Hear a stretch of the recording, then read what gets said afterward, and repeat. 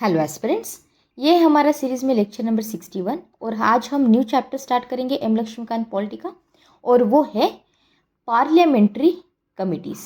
Alright, ये topic important है क्योंकि यहाँ से हमेशा पेपर में क्वेश्चंस आते हैं, स्पेशली जो आपके स्टेट पीसीएस के एग्जाम्स होते हैं वहाँ पे आपसे क्वेश्चन पूछे जाते हैं। मेरा ऑब्जेक्टिव आज का ये रहेगा कि मैं हर एक टॉपिक को बहुत सिंपल टर्म्स में आपको समझाऊँ। इसके साथ साथ मैं जो इम्पोर्टेंट कीवर्ड्स होते हैं इसका ब्रेक डाउन करूँ और आपको कुछ ट्रिक्स दूँ जिससे कि सारी चीज़ों को आप आज ही के आज रिवाइज कर सकें और रिकॉल कर सकें। ऑलराइट, मेमोराइजेशन जहाँ पे ज़रूरी होगा वहाँ पे हम करेंगे। ऑलराइट, अगर आपको इस लेक्चर की या फिर प्रीवियस लेक्चर्स की पीडीएफ डाउनलोड करनी है तो इसको आप टेलीग्राम चैनल से डाउनलोड कर सकते हैं। इसका लिंक मैं डिस्क्रिप्शन बॉक्स और कमेंट सेक्शन दोनों भी जगह पे दे दूँगी। मैंने इसे फ्लो चार्ट्स, डायग्राम्स और माइंड मैप्स के फॉर्मेट में क्रिएट किया है जिससे कि आप कम से कम टाइम में रिवाइज कर सके और रिकॉल कर सके।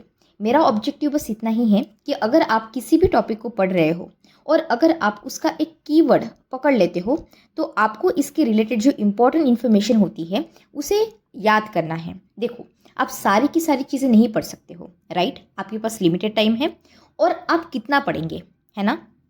तो आपको क्या करना है, आपके जो सोर्सेस है इसे लिमिटेड रखना है और इसे मल्टीपल टाइम पढ़ना है। जितनी ज़्यादा बार पढ़ेंगे आप उतना अच्छा, राइट? एंड दैट्स वाई मैं हमेशा रिवीजन और रिकॉल इस पर हमेशा फोर्स करती हूँ आप लोगों को, राइट? ठीक है, अभी हम लेक्चर को स्टार्ट करते हैं। सबसे पहली बात, आपको पता है कि जो हमारी पार्लियामेंट है ये एक लार्ज बॉडी है, इसके साथ साथ इसे मैनेज करना डिफ़िकल्ट है, ये आपको पता है। इसलिए हमारी जो पार्लियामेंट होती है it has too many members, right?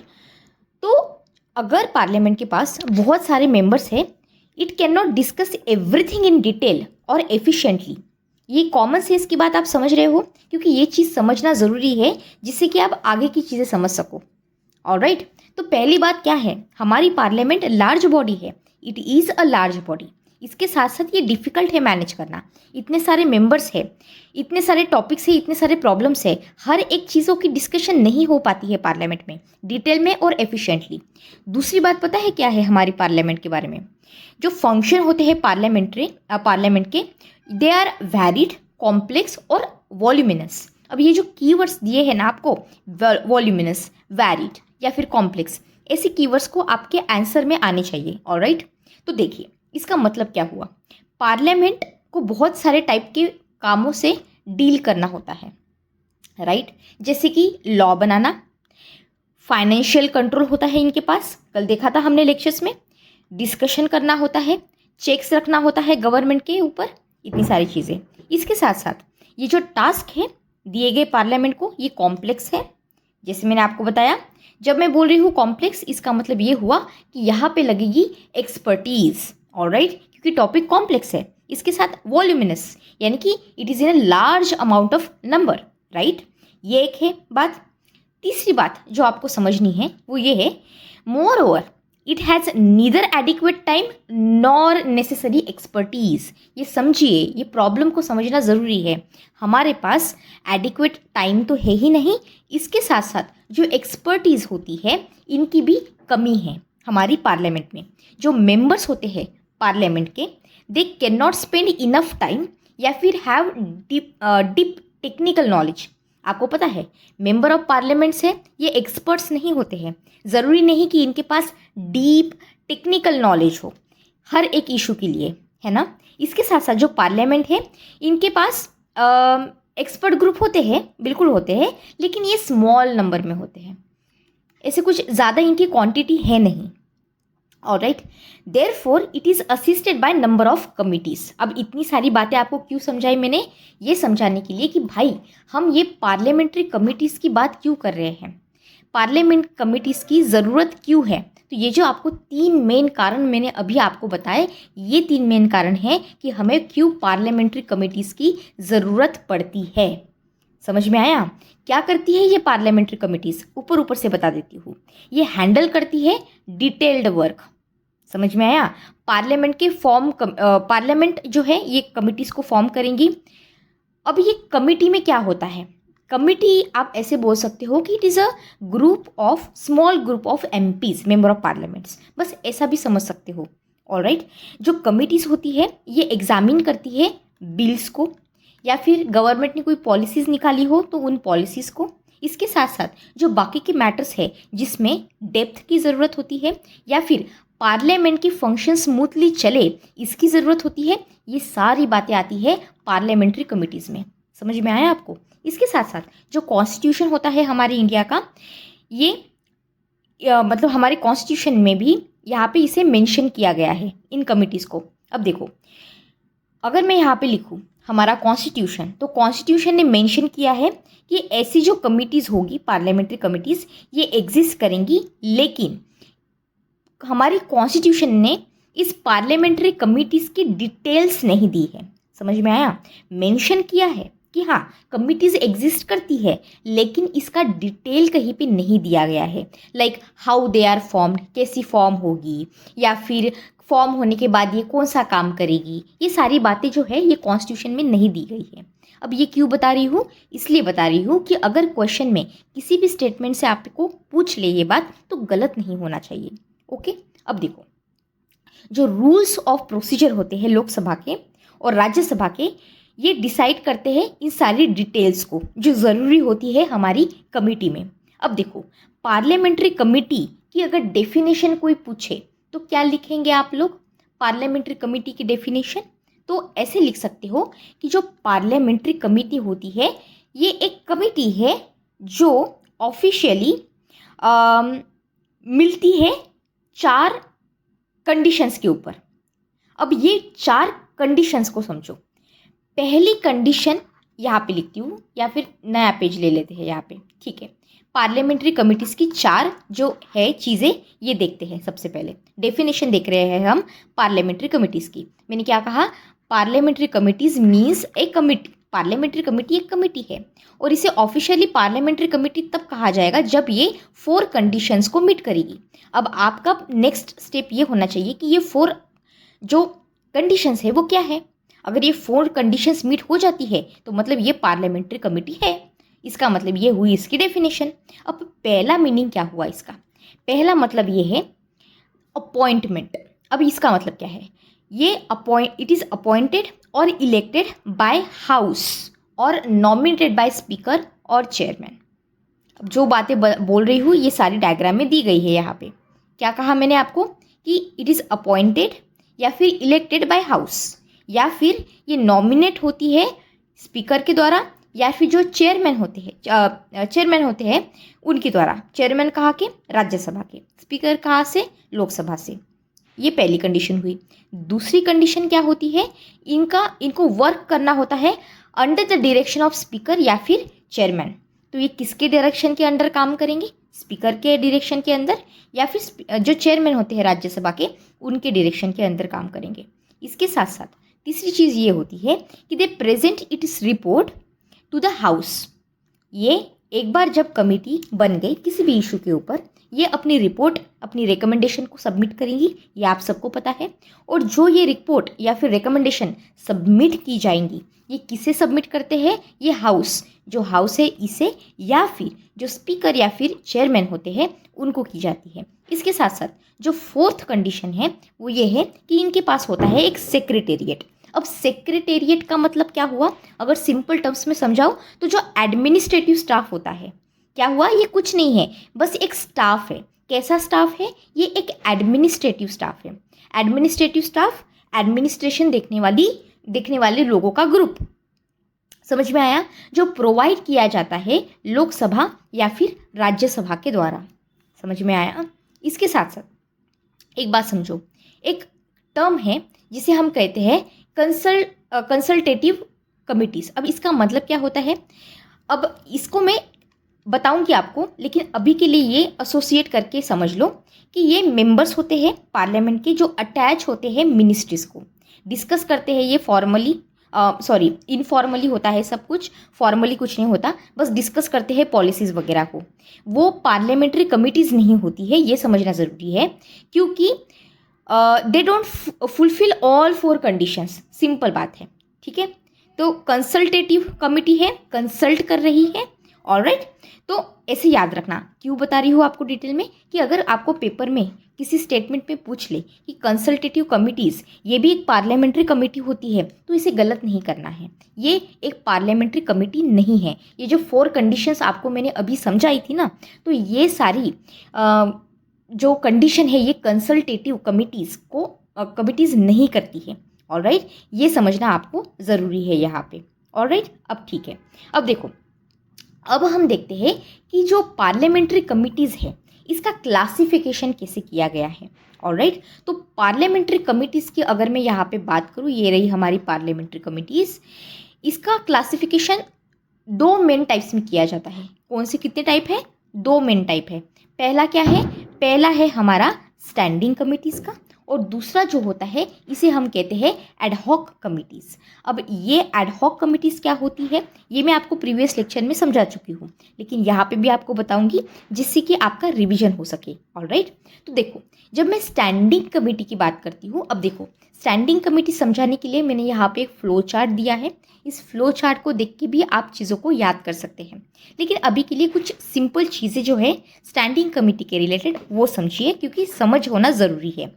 ये परमानेंट नेचर की होती है। ठीक है, देखो मैं आपको डिफरेंस समझा रही हूँ कि स्टैंडिंग कमेटी क्या है और आपका एडहॉक कमेटी क्या है। जब मैं स्टैंडिंग कमेटी की बात कर रही हूँ तो पहला कीवर्ड क्या ध्यान में रखना है आपको कि भाई ये तो परमानेंट है, इट इज़ परमानेंट। तो ऐसी ट्रिक बताती हूँ, ऐसे याद रखो कि स्टैंड कर रहे हैं हम, ठीक है। ट्री होता है ना, ट्री स्टैंड करता है, राइट, और ये परमानेंट बहुत टाइम के लिए रहता है। तो ऐसे स्टैंडिंग कमेटी परमानेंट, ऐसे वर्ड एसोसिएट करके याद रख लो, ठीक है। ये क्या करते हैं, ये परमानेंट होते हैं। मतलब कैसे परमानेंट होते हैं अभी बताती हूँ। ये फॉर्म होते हैं एवरी ईयर, एक तो हर साल बनेंगे या फिर पीरियोडिकली बनते हैं, ठीक है। ये काम करते हैं on continuous basis, they don't dissolve after one task. जैसे कि एक टास्क है लेट से, अब इस टास्क के ऊपर स्टैंडिंग कमेटी बना दी, लेट से कि इसका जो एम था ये फुलफिल हो गया, तो एम फुलफिल हो गया इसलिए इसे ख़त्म नहीं किया जाता है। समझ में आया? ये डील करते हैं जो रेगुलर या फिर रिकरिंग फंक्शन होते हैं, बार बार आने वाले फंक्शन पार्लियामेंट के, उससे ये डील करता है। स्टैंडिंग कमेटी को फर्दर डिवाइड किया जाता है 6 कैटेगरीज में। अब ये 6 कैटेगरीज क्या है ये आपको समझनी है। ऑलराइट, तो पार्लियामेंट्री स्टैंडिंग कमिटीज़ की 6 जो कमिटीज़ है वो देखते हैं। सबसे पहले अगर आपसे बात करूँ तो वो पहली कमेटी जो है उसे हम कहते हैं फाइनेंशियल कमिटीज़। क्या कहते हैं हम उसे? Financial committees. ये क्या होती है? These 3 committees deal with financial control और अकाउंटेबिलिटी। नाम में ही दिया है तो ज़्यादा दूर का सोचने की ज़रूरत नहीं है। वर्ड ब्रेक डाउन करेंगे और वर्ड ब्रेक डाउन करके ही समझेंगे क्या है फाइनेंशियल कमेटी है। तो यहाँ पे 3 चीज़ें आती है फाइनेंशियल कमेटी में। सबसे पहले क्या आता है? सबसे पहले आता है पब्लिक अकाउंट कमेटी। ये क्या करती है? नाम में ही सब याद रखना है, याद कुछ नहीं करना है एक्स्ट्रा। ये एग्जामिन करेगी कि गवर्नमेंट का एक्सपेंडिचर और ऑडिट रिपोर्ट, ठीक है। तो यहाँ पे CAG की रिपोर्ट आती है पब्लिक अकाउंट कमेटी में। एस्टीमेट कमेटी का क्या है? ये सेकंड आती है जो फाइनेंशियल कमेटी में आती है। एस्टीमेट कमेटी का ये होता है, ये एग्जामिन करते हैं कि जो बजट प्रपोजल्स दिए गए हैं क्या इनको इम्प्रूव किया जा सकता है। बहुत सिंपल टर्म्स में आपको छोटा छोटा बता रही हूँ जिससे कि आपको एक जनरल आइडिया रहे। जनरल आइडिया कैसे कि अगर ऑप्शन में कुछ देखो तो कम से कम आप समझ सको कि क्या करना है। तो क्या बताया मैंने एस्टीमेट कमेटी का कि ये एग्जामिन करता है, एस्टीमेट करता है कि जो बजट प्रपोजल्स दिए गए हैं ये इम्प्रूव हो सकते हैं क्या, कैन बी इम्प्रूव, ठीक है। इसके साथ साथ जो थर्ड इसमें आता है उसे हम कहते हैं कमिटी ऑन पब्लिक अंडरटेकिंग्स। ये क्या करता है?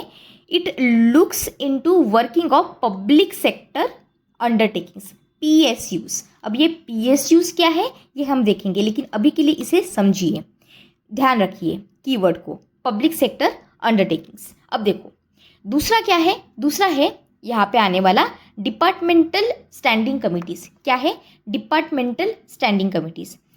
Approximately 24 I think there are departmental standing committees.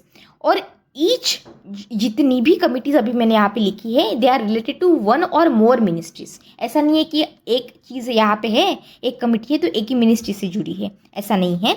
More than one committee से वो जुड़ी रह सकती है। इसके साथ साथ ये एग्जामिन करते हैं कि जो डिमांड की गई है ग्रांट्स के लिए, या फिर बिल्स लाए गए हैं, या फिर पॉलिसीज़ लाई गई है रिस्पेक्टिव डिपार्टमेंट से, ये क्या है, तो इन सारी चीज़ों को ये एग्जामिन करेंगे। एम क्या है बाय द वे इनका? एम बस ये है कि ये इंश्योर करना चाहते हैं कि जो स्क्रूटिनी है डिपार्टमेंटल वर्क की वो सही से हो जाए, और कुछ नहीं चाहते ये लोग। समझ में आया? तो examine bills, review budgets, analyse policies. ठीक है, इतना ईजी है डिपार्टमेंटल स्टैंडिंग कमिटी। समझ में आया आपको? अब समझते हैं कि थर्ड क्या दिया गया है। थर्ड है committees to scrutinise and control, या फिर आप इसे ऐसे कह सकते हो कमिटीज टू इंक्वायर, ऐसा भी कह सकते हो आप लोग। ठीक है, ये थर्ड वाला और ये फोर्थ वाला क्या है? Committees to scrutinise and control, और फोर्थ वाला कमिटीज टू इंक्वायर। अब कमिटीज टू इंक्वायर में क्या है, तो देखो दे इन्वेस्टिगेट, ये क्या, अब कीवर्ड देखो क्या है, कीवर्ड क्या है? इंक्वायर। इंक्वायर मतलब क्या? इन्वेस्टिगेट करना, है ना। अब अगर कोई स्पेसिफिक मैटर आ जाता है तो इसके ऊपर क्या करेंगे ये लोग? ये इंक्वायरी करेंगे या फिर इन्वेस्टिगेशन करेंगे। अब पहला क्या आता है इसमें? इसमें पहला आता है कमिटीज़ ऑन पिटिशंस। पेटिशन किसकी? पेटिशन किसकी होगी? ये एग्जामिन करता है जो पेटिशन भेजी गई है हमारी पार्लियामेंट को, किसके द्वारा? हमारे सिटीजन्स के द्वारा। समझिए, कौन पेटिशन दे रहा है यहाँ पे? सिटीजन पेटिशन दे रहे हैं। किसको पेटिशन दे रहे हैं? पार्लियामेंट को पेटिशन दे रहे हैं। तो ये कमेटी क्या कर रही है? ये एग्जामिन कर रही है कि भाई जो इनको पार्लियामेंट को पेटिशन दी गई है ये क्या है। समझ में आया? दूसरा क्या है? दूसरा है कमिटीज ऑन प्रिविलेजेस। ये क्या करता है? प्रिविलेज का मतलब अब यहाँ पे समझ में आ गया होगा आपको। प्रीवियस लेक्चर में हमने देखा था कि ये केसेस देखते हैं। कैसे केसेस? जहाँ पे जो मेंबर ऑफ पार्लियामेंट है इन्होंने अगर ब्रीच किया है किसी प्रिविलेज को, तो वो सारी चीज़ें यहाँ पे आ जाएगी। तो प्रिविलेज कमिटी से इस कीवर्ड से उसी चीज़ को याद करना है। फिर थर्ड आती है एथिक्स कमिटी। ये क्या करेगी? ये चेक करेंगी the moral and ethical conduct of the members. ये इंपॉर्टेंट है यहाँ पे। ओके, ये समझ में आया आपको? ठीक है, अब फोर्थ चीज़ को समझो। वो क्या है? Committees to scrutinise and control. ये क्या है? अब देखो, ये कमिटीज जो होती है ये देखती है, रेगुलेट करती है गवर्नमेंट के एक्शंस को। क्या करती है? ये क्या कर रही है? ये स्क्रूटिनाइज कर रही है, कंट्रोल कर रही है। किसको कंट्रोल कर रही है? गवर्नमेंट के एक्शंस को कर रही है कंट्रोल। समझ में आया? ये क्या करती है? ये अश्योरेंस देती है। देखो, कमिटी ऑन गवर्नमेंट अश्योरेंसेस करके आता है यहाँ पे पहली चीज़ under committees on scrutinise and control में। यहाँ पे क्या होता है? ये चेक करता है कि जो प्रोमिसेस, देखो अगर कोई मिनिस्ट्री है, इस मिनिस्ट्री ने किसी पर्टिकुलर चीज़ का प्रॉमिस किया है, ठीक है, इन पार्लियामेंट में, तो इनके ऊपर चेक रखने का काम कौन करेगा? ये काम करता है committee on the government assurances, क्योंकि गवर्नमेंट अश्योरेंस दे रही है। गवर्नमेंट क्या कर रही है? गवर्नमेंट प्रॉमिस कर रही है। कोई एक मिनिस्ट्री है, मिनिस्टर्स है, जो मिनिस्टर्स है ये प्रॉमिस कर रहे हैं किसी चीज़ को लेके, तो इनके ऊपर चेक तो रखना पड़ेगा ना, नहीं तो ये अपनी मनमर्जी से कुछ भी करेंगे। ठीक है, ये एक पहली बात। दूसरा क्या है? दूसरा हम कहते हैं इसे कमिटी ऑन सबऑर्डिनेट। क्या है? Subordinate legislation. नाम में ही सारा मीनिंग दिया गया है। क्या है ये? Subordinate legislation. ये इंश्योर करता है जो रूल्स होते हैं ना, हमारे रूल्स होते हैं। रूल्स किसके बनाए गए? रूल्स की बात कर रही हूँ मैं, जो एग्जीक्यूटिव्स वगैरह बनाते हैं। तो जो भी रूल्स बनाए गए हैं ensures that the rules made by the executive are within the law। ठीक है, तो ऐसा नहीं है कि जो एग्जीक्यूटिव है ये अपनी जो पावर है इसका मिसयूज़ करे और अपने मन से कुछ भी मतलब जिसका लॉजिक भी नहीं बनता, जो एक्सप्लॉइटेटिव है, ऐसे कुछ रूल्स बना दे। ऐसा भी तो हो सकता है ना, क्योंकि इंसान बेटे हैं, कुछ भी कर सकते हैं, एक्सप्लॉइट कर सकते हैं, फ़ायदा उठा सकते हैं। सही बात है। तो इसके ऊपर चेक्स रखना ज़रूरी है। तो ये देखेंगे कि अगर ये कोई पर्टिकुलर एग्जीक्यूटिव है और इन्होंने किसी रूल को बनाया है तो क्या ये रूल लॉ के अकॉर्डिंग है या नहीं है। ये कौन देखेगा? ये देखेगा committee on subordinate legislation. I hope ये समझ में आया है आपको। ठीक है, अब देखते हैं committees on paper laid on the table. अब ये क्या है? अब ये पूछे नहीं पूछे ये पता नहीं है, लेकिन फॉर्मेलिटी के लिए कंप्लीट कर लेते हैं। क्या है? Committee on paper laid on the table, मतलब ये कि ये क्या करेंगे, नाम में ही लिखा है, पेपर्स है, डॉक्यूमेंट्स है, प्रेजेंट किए जाते हैं पार्लियामेंट में, उसको चेक करेंगे और क्या करेंगे इससे ज़्यादा। इसके साथ फिर क्या है, फिर है committee on the welfare of एससीज एंड एसटीज। ठीक है, जो शेड्यूल कास्ट और शेड्यूल ट्राइब के लोग हैं उनकी वेलफेयर के लिए कमिटी बनाई गई है। नाम में ही लिखा गया है, क्या कर रहे हैं, मॉनिटर कर रहे हैं। क्या मॉनिटर कर रहे हैं कि भाई वेलफेयर के लिए जो मेजर्स लिए गए हैं, स्टेप्स लिए गए हैं, वो सही है या नहीं है, इसको बस मॉनिटर कर रहे हैं ये लोग। इसके साथ फिर क्या आता है, committee on empowerment of women. ठीक है, क्या करेंगे, जो इश्यूज रिलेटेड है वीमेन के राइट्स के या फिर उनके वेलफेयर के, तो जो इश्यूज होते हैं उसे चेक करेंगे, ऑलराइट, उसे भी मॉनिटर करेंगे, देखेंगे। फिर आती है हमारी joint committee on office of profit. ये क्या है, ये एग्जामिन करते हैं ऐसे केसेस को, क्या करते हैं, ऐसे केसेस को एग्जामिन करते हैं जो रिलेटेड है किसी मेंबर ऑफ पार्लियामेंट के, और ऐसा मेंबर ऑफ पार्लियामेंट है जो होल्ड कर रहा है ऑफिस को, that may lead to the conflict of interest. समझ में आया, जिसे हम कहते हैं ऑफिस ऑफ प्रॉफिट। ठीक है, एक एग्जाम्पल देके आपको समझाती हूँ। लेट्स से कि कोई एक केस है, ठीक है, एक दूसरा एग्जाम्पल देती हूँ, ये वाला केस नहीं देती हूँ। लेट्स से कि यहाँ पे एक जज है, ठीक है, अब इन जज को क्या करना है, जजमेंट देना है इस पर्टिकुलर केस का। लेकिन क्या हुआ ना, अब यहाँ पे दो पार्टीज है, यहाँ पे पार्टी ए है और यहाँ पे पार्टी बी है। अब ये जो पार्टी ए है ना, अब ये दोनों भी कंपनीज हैं, दोनों भी they both are rich people. ठीक है, कंपनी का कोई डिस्प्यूट आया होगा, लेकिन ये जो जज है ना, ये जज के यहाँ पे कंपनी ए में ना शेयर्स है खरीदे हुए। हाइपोथेटिकल एग्जाम्पल दे रही हूँ, लेट्स से कुछ सर्टन परसेंटेज ABC परसेंटेज के शेयर्स है। अब आप बताओ, क्या ये इनके खिलाफ जाएंगे?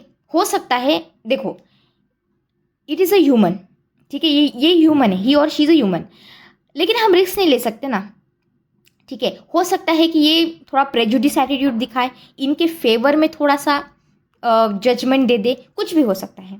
तो ऐसे में क्या होता है, इनको मॉरली क्या करना चाहिए, स्टेप बैक करना चाहिए, इनको थोड़ा पीछे आ जाना चाहिए, बोलना चाहिए कि यहाँ पे it is my office of profit. यहाँ पे क्या हो रहा है, यहाँ पे मेरा प्रॉफिट इन्वॉल्व हो रहा है, ये जो कंपनी है यहाँ पे ए, इनमें मेरे शेयर मैंने यहाँ पे लिए हैं। हो सकता है कि मैं थोड़ा प्रेजुडिस एटीट्यूड दिखाऊँ और इनके फेवर में वो डिसीजन दूँ। तो आप ये कीजिए कि मैं यहाँ पे पीछे हट जाती हूँ या हट जाता हूँ, आप किसी और जज को यहाँ पे रखिए जो न्यूट्रल हो, जिनका स्टैंड न्यूट्रल हो, जो ना कंपनी ए को जानते हो ना कंपनी बी के जो है CEO उनको ना जानते हो। समझ में आया? तो क्या हो रहा है यहाँ पे इसका मतलब, अब इस केस को यहाँ पे रिलेट कीजिए, क्या है कि ये एग्जामिन करेंगे ऐसे cases related to the MPs holding the offices that may lead to the conflict of interest. तो यहाँ पे कन्फ्लिक्ट ऑफ इंटरेस्ट समझ में आया आपको? ये बस एक हाइपोथेटिकल एग्जाम्पल था आपको समझाने के लिए। आई होप कंसेप्ट आपको समझ में आ गया होगा। अब देखते हैं 5th नंबर का। 5th नंबर क्या था? Committees related to day business. ठीक है, अब 5th वाले में देख रहे हैं हम committees related to day business. नाम में ही लिखा गया है, क्या कर रही है कमिटी जो है, ये मैनेज कर रही है डेली फंक्शनिंग, शेड्यूलिंग करना पार्लियामेंट की, या फिर ये बिजनेस एडवाइजरी कमेटी यहाँ पे क्या करेंगे, डिसाइड करेंगे कि भाई टाइम टेबल क्या रखना है, बिजनेस आप कर रहे हो ये हमारे हाउस में, इसका टाइम टेबल क्या होना चाहिए। फिर होंगी committee on private members bills and regulations. ये क्या करेंगे, ये अलॉट करेंगे टाइम को, क्या टाइम करेंगे कि भाई नॉन मिनिस्ट्रियल बिल आया है, इसका टाइम क्या रखे। फिर रूल्स कमेटी, ये क्या करेगी, फ्रेम करेगी, मॉडिफाई करेगी जो रूल ऑफ प्रोसीजर होता है उसको। फिर इसके बाद क्या आता है, फिर आता है यहाँ पे committee on absence of members. यहाँ पे क्या होगा, फ्रॉम सिटिंग। अब देखो ये हाउस है, हाउस में जो मेंबर्स है ये एब्सेंट है, फिर कंसिडर करेंगे रिक्वेस्ट MP से कि आप फॉर लीव ऑफ एब्सेंस। तो बस इससे सिंपल चीज़ें हैं जो यहाँ पे आती है। फिर 6th नंबर जो लास्ट में आता है उसे हम कहते हैं हाउस कीपिंग या फिर सर्विस कमिटीज़। अब ये क्या होता है, देखो यहाँ पे ये चीज़ें होती है कि जो जनरल पर्पस, इसमें जनरल पर्पस आते हैं, जैसे कि कोई जनरल एडमिनिस्ट्रेटिव मैटर है वो यहाँ पे आ जाएगा। इसके साथ साथ जो हाउस कमिटीज़ होती है या फिर लाइब्रेरी कमिटीज़ होती है, जॉइंट कमिटीज़ होती है, सैलरीज और अलाउंसेस के मेंबर के वगैरह, ये सारी चीज़ें इसमें आ जाती है। ऑलराइट, ये आपको चीज़ याद रखनी है। अब देखो यहाँ पे हमने, अगर आपको याद हो, हमने प्रीवियस लेक्चर्स में समझा था कि एडहॉक कमेटी का मतलब क्या होता है।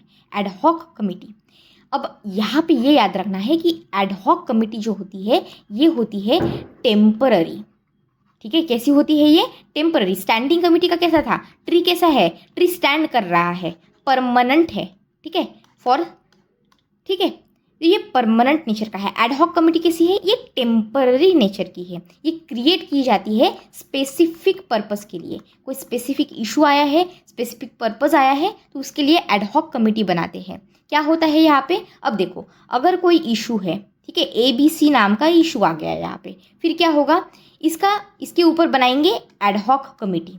फिर ये एडहॉक कमेटी क्या करेगी? इस इशू को अच्छे से देखेंगी, इसके ऊपर स्टडी करेगी, फिर इसके ऊपर क्या करेगी? रिकमेंडेशंस देंगी, रिपोर्ट वगैरह जो होती है ये पार्लियामेंट को या फिर हाउसेस में स्पीकर या फिर लोकसभा के जो स्पीकर होते हैं या फिर राज्यसभा के जो चेयरमैन होती है उनके सामने ये देंगे। जो भी प्रोसेस होती है वो सारे करेंगे। और जैसे ही इस इशू का, इस प्रॉब्लम का, मैटर का जो एम है ये फुलफिल हो जाता है, तो फिर ये एडहॉक कमेटी जो बनाई गई थी ये एंड हो जाएगी। It will cease to exist once their task is completed.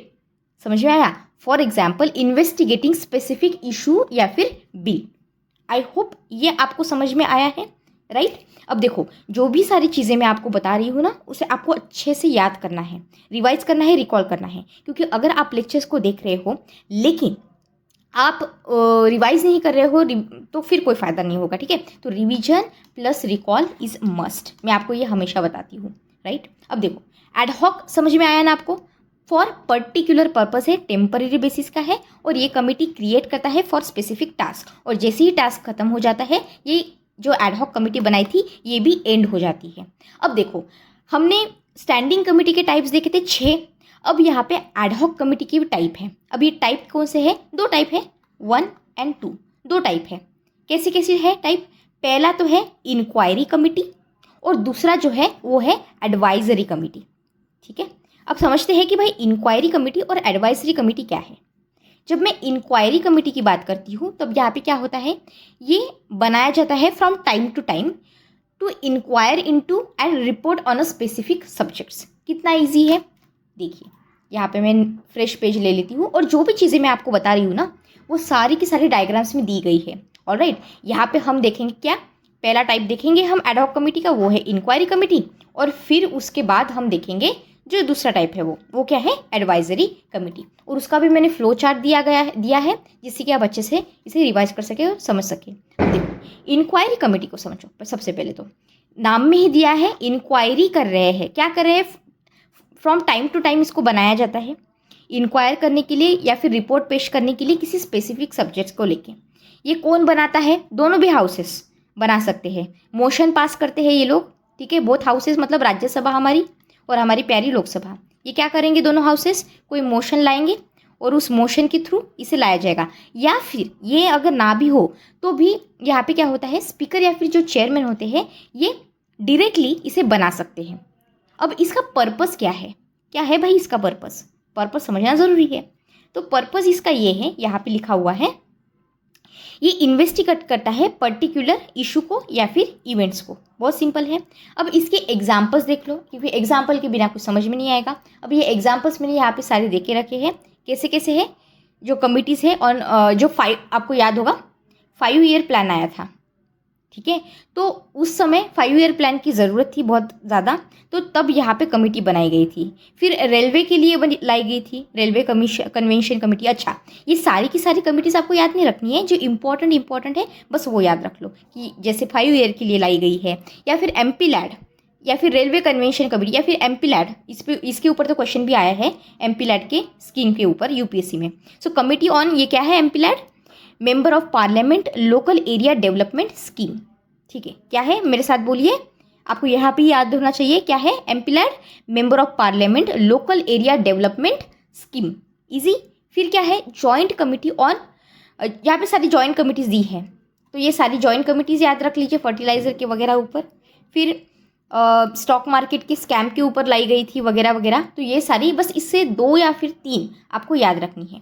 फिर इसके बाद आती है हमारी एडवाइजरी कमेटी। एडवाइजरी कमेटी में क्या है?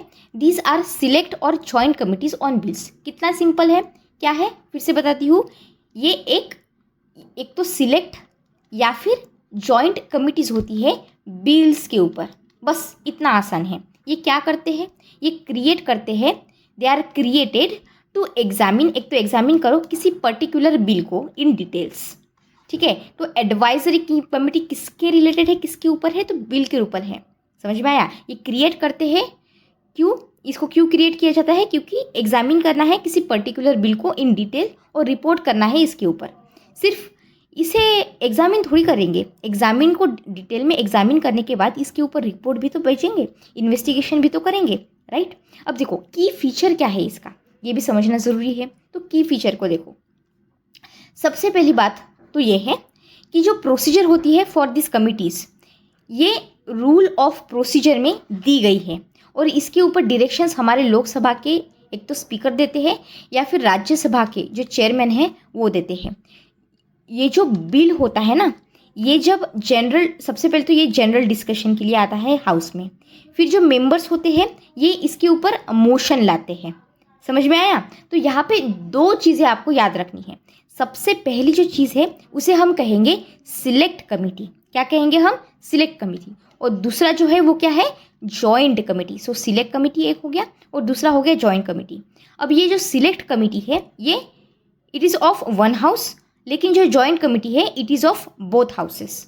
ये एक बात। दूसरा ये कि अगर ये जो हाउसेस ने मोशन लाया था ना, ये जो मोशन लाया था, ये मोशन अगर पास हो जाता है तो बिल भेजा जाता है कमेटी के पास।